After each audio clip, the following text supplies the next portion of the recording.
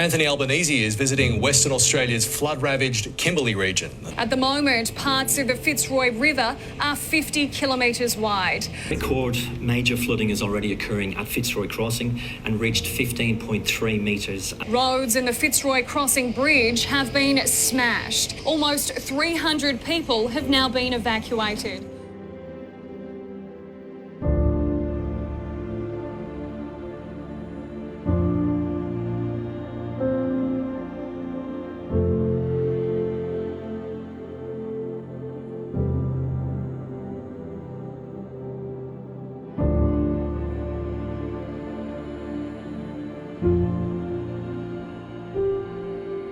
Our water monitoring and measurement team are so critical across our state for the services that we provide throughout the year. And here in Kununurra right now, the Fitzroy floods are shining a light on how critical that work is, that they do all year round to help the planning, to help the decision making, but now in this moment, to be able to inform the rapid decisions that have to be made.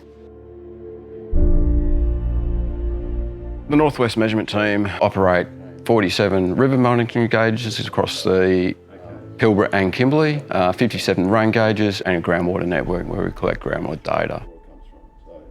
5 of our team are located in Kununurra and we've got 2 remote staff. So we're all very skilled at remote travel, packing vehicles, preparing for trips, and then the data processing side of it when you get back to the office. To develop those skills in especially a Kimberley or a Pilbara setting when you've got very large rivers, there's a lot of high flow situations across floodplains and main channel high flow. So it creates quite a dangerous environment. You need specific training to tackle. In the Fitzroy catchment alone, we've got 13 gauging stations. 9 of those gauging stations also record rainfall on site as well, so we've got stream flow and rainfall.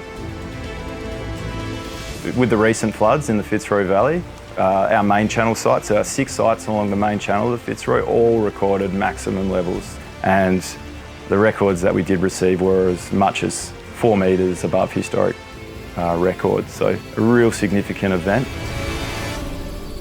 So 3 of our stations were damaged, 2 were completely destroyed. One of those was Diamond Gorge.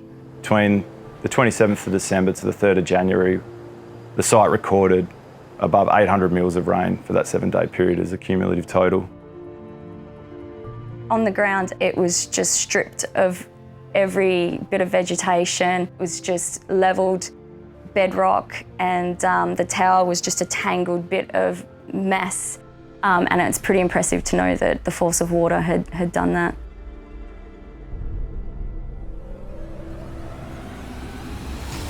Diamond Gorge is a pivotal flood warning site for Fitzroy Crossing and downstream communities. So after the event, once the levels were receded, we were pretty keen to get out there and assess the damage at Diamond. DFES and BOM were also super keen to get the site back up and running. Given that the flood event was so early in the wet season, they were keen to have something in operation for the remainder of the wet season. So we planned to fly out to Diamond to install some temporary infrastructure to at least record a river level for BOM and DFES for the remainder of the wet season. There was nothing left, so we needed a complete new station taken out there. In the office, we had to run that instruments over to make sure it worked well, to take it out there so it was all just set up, be able to flood forecast for downstream. By having a team in Kununurra ready and available to head out to Diamond, we were able to install the temporary infrastructure out at Diamond Gorge to cover the minor, moderate and major flood levels. So any future events throughout this wet, we would be able to send levels through to the Bureau so they could forecast floods downstream. To know that you've been part of a 1 in a 500 year event, to be there on site and be part of it for the history of hydrography it makes you feel pretty proud to be in the role that you're in.